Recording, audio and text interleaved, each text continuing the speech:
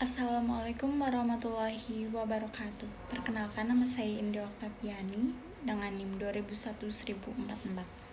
Strategi pembelajaran menggunakan mind maps. Metode mind maps atau mapping atau dalam bahasa Indonesia berarti peta pikiran adalah metode pembelajaran menulis secara kreatif untuk meringankan para pembelajaran dalam mengingat pengetahuan dan informasi yang telah didapat. Metode ini ditemukan oleh Tony Buzan. Dalam prosesnya, sesudah tulisan selesai, catatan tulisan akan dirangkum dalam sebuah gagasan utama yang paling terkait, di mana gagasan utama berada di tengah dan subutama menjadi cabang-cabang dengan dihubungkan dengan garis. Cabang dari subtopik bisa dikembangkan menjadi lebih terperinci hingga yang terkecil.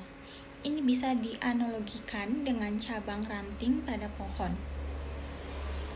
Langkah-langkah strategi pembelajaran menggunakan metode mind maps yaitu 1.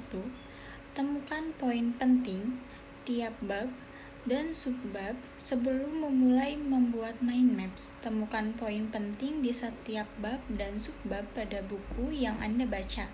Misalnya, dalam satu buku yang Anda baca terdapat 5 bab, masing-masing bab terdiri dari 3 subbab, maka Anda harus temukan poin penting dari 15 total subbab. Yang kedua, sediakan peralatan pendukung. Sebelum membuat mind maps, pastikan Anda sudah menyiapkan beberapa peralatan yang digunakan untuk membuat mind maps, mulai dari kertas gambar persegi panjang, spidol berwarna, atau pensil warna, dan tentunya buku yang Anda buat mind maps. Yang ketiga, tuliskan kalimat utama atau tema besar di tengah kertas. Tuliskan satu tema pada bagian tengah kertas yang akan dijadikan tema mind maps agar lebih menarik perhatian, bisa dengan menggunakan warna mencolok atau gambar pada tema mind maps tersebut. Yang keempat, cabang untuk tiap judul. Agar ruang kertas bisa tetap cukup, maka sebaiknya menuliskan terlebih dahulu judul setiap cabang agar ruang cukup untuk menuangkan gagasan dalam bentuk mind maps. Yang kelima, buat sub cabang judul pada setiap judul. Hal tersebut bisa memudahkan kita untuk menjelaskan gagasannya terlebih dahulu lebih terperinci. Yang keenam, gunakan warna berbeda untuk tiap judul. Agar dapat mudah memahami mind maps dengan cepat dapat digunakan dengan satu warna dalam masing-masing judul dan subjudul. Bahkan dengan hal tersebut, kita lebih merasakan tertarik dan tidak bosan dalam membacanya. Yang ketujuh, gunakan satu kata atau frase. Setiap judul dan subjudul pada mind maps haruslah dituliskan dalam kata atau frase saja. Misalnya, ketika Anda menulis kata seperti melaksanakan pembelajaran jarak jauh, maka Anda cukup menuliskannya dengan pembelajaran jarak jauh. Cocok atau tidak strategi pembelajaran menggunakan mind maps? Menurut saya sendiri, strategi pembelajaran menggunakan mind maps sangat cocok diterapkan di sekolah dasar. Karena dengan metode mind maps lebih dominan belajar menggunakan fungsi otak kanan dan kiri, sehingga metode mind maps bisa dikatakan metode yang cukup efektif karena menggunakan simbol kata, warna, hingga gambar.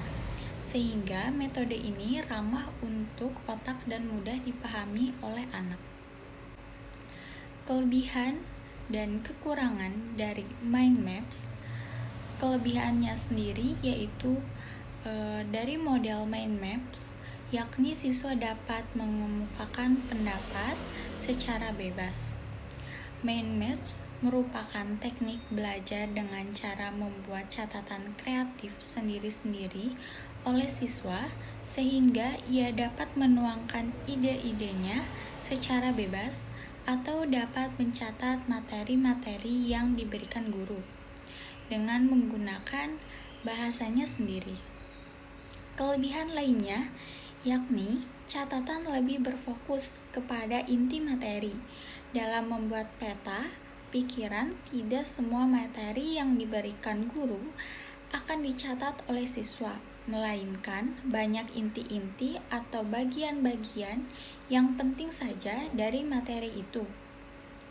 Tidak hanya kelebihan, maka dari mind maps juga memiliki kekurangannya. Yang pertama, memerlukan banyak alat tulis, misal spidol warna. Mind maps yang baik memerlukan banyak alat tulis, sehingga simbol-simbol, gambar-gambar, garis-garis, dan kata-kata yang dicantumkan dalam mind maps menjadi menarik, berbeda dengan teknik menulis biasa yang tentunya hanya memerlukan satu pulpen atau pensil sebagai alat tulis. Yang kedua, memerlukan latihan, sehingga siswa terbiasa dan mahir. Biasanya siswa akan ragu-ragu untuk menuliskan atau menggambarkan. Dorongan dari guru diperlukan sehingga mereka akan lebih berani, kreatif, dan aktif. Yang ketiga, memerlukan waktu relatif lama dan teknik mencatat biasa bila siswa masih dalam tahap pemula. Tetapi justru dapat menjadi teknik mencatat yang cepat jika mereka sudah terbiasa dan mahir membuat mind maps. Cukup sekian yang bisa saya sampaikan dari model pembelajaran mind maps. Wassalamualaikum warahmatullahi wabarakatuh.